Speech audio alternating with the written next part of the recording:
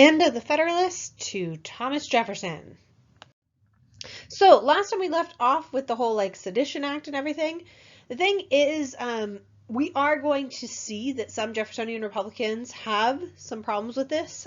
Jefferson and Madison in particular felt like that the Alien and Sedition Acts were not constitutional. They wanted to attack that constitutionality.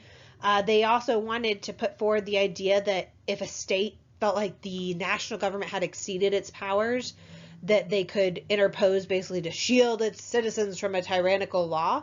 And so they introduced this idea of nullification and that like a state should be able to nullify a federal law. And so this is starting to have that argument of maybe not have the federal government above the state governments and everything you can see here.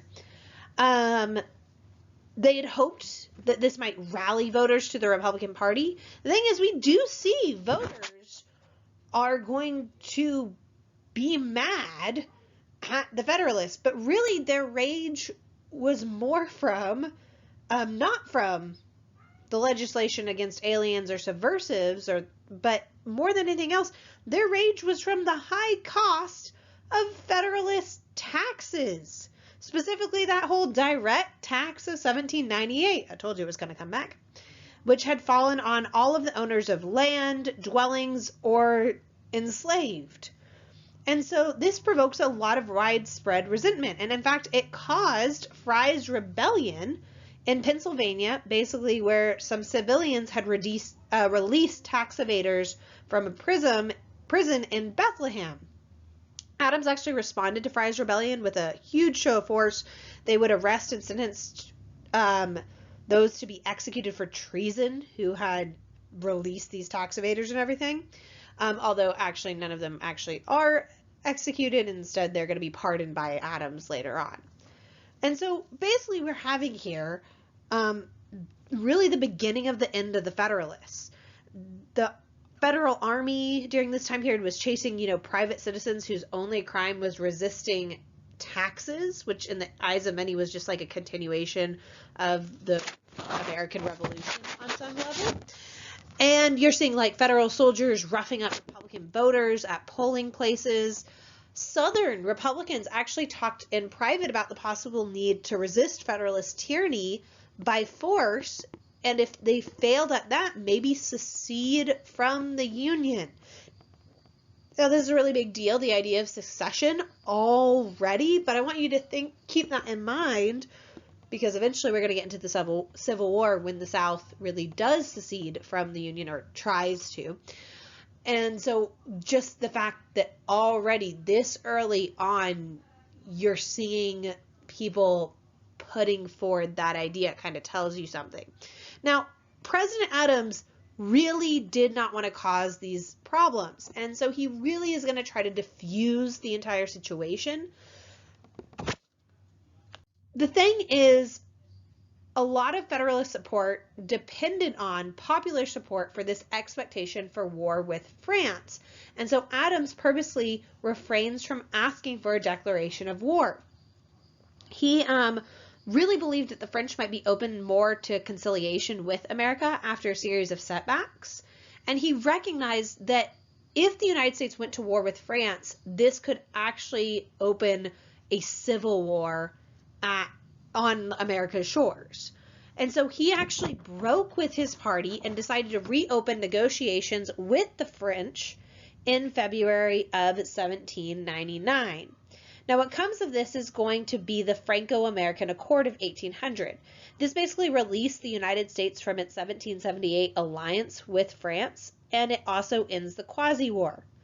Now, as this happens, okay, so now there's peace with France. During this time period is a competitive race for the presidency in 1800. Now, Adams' peace policy had actually bolstered some of his popularity. Plus, American merchants had really profited from supplying, both sides during the European War.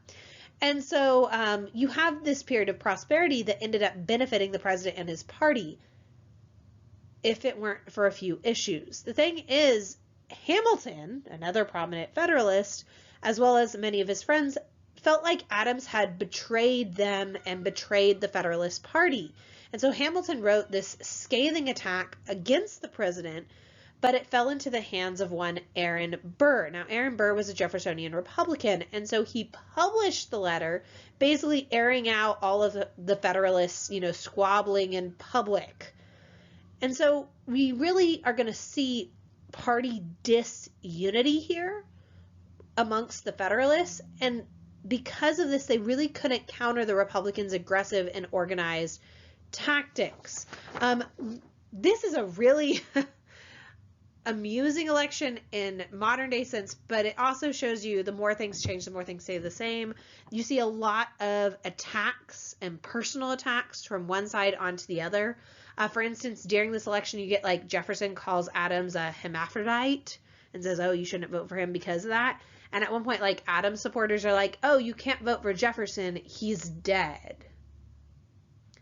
So talk about fake news, not really a new thing by any means. But we are going to see this continues on with things like Republicans would attack the Federalists as monarchists. They felt like, oh, the Federalists, are plotting to undo all of the gains from the American Revolution. Whereas the Federalists would say, no, Jefferson's a godless revolutionary whose election might usher in a reign of terror, kind of connecting him to the French Revolution. People were really concerned that the atheism of the French Revolution also might infect American republicanism. We are going to see the big thing that helps the Republicans win this, though, is the Federalists found it distasteful to kind of appeal to the common people, and the Republicans are going to do just that. Republicans are going to win by mobilizing voters through strong party organizations, and in fact, voter turnout in 1800 was twice that it had been in the early 1790s, and most of these new voters are Republicans. You can see here on this map that Adams carries New England and has a smattering of support elsewhere, but Jefferson, the Jeffersonians, Republicans, they have New York as well as the South, and their party unity is so strong. If you look at the list here of those who are going for the presidency, remember, first place gets the presidency, second place gets the vice presidency.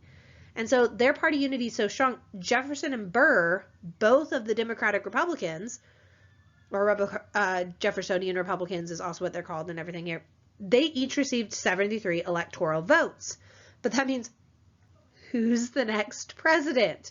And so because it was equal, it is thrown to the House of Representatives. And the House of Representatives was dominated by Federalists. And so you have some Federalists actually tried to back Aaron Burr because they didn't want Thomas Jefferson to be the next president, even though it's very clear that the Jeffersonian Republicans, the fact that they're called Jeffersonian Republicans kind of tells you who they would have preferred to be their presidential nominee.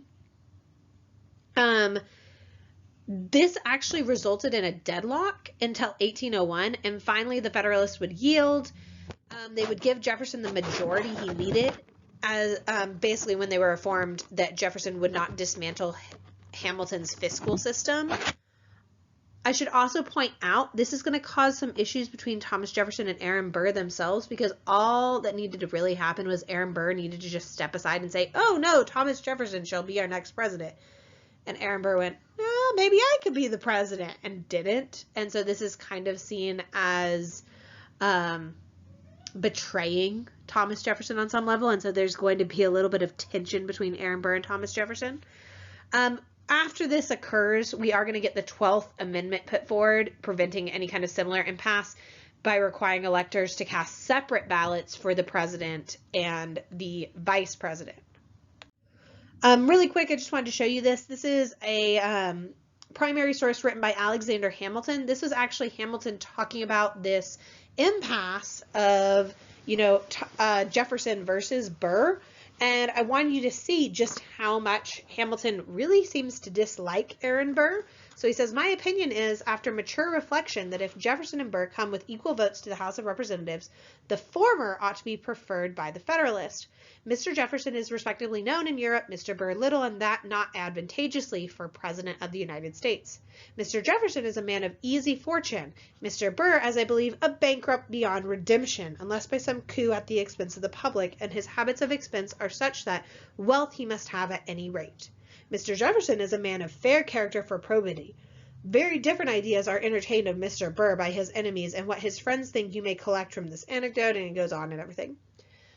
So you can think all of these times we've been talking about, Jefferson versus Hamilton a little bit, butting heads, and yet here it's very clear Alexander Hamilton very much prefers Jefferson over Aaron Burr. Spoilers, Hamilton dies when he fights in a duel with Aaron Burr. So Aaron Burr actually kills Hamilton very much in the end. So sorry if that's spoilers if you're wanting to watch Hamilton, especially because it comes out this summer on like Disney Plus and everything. So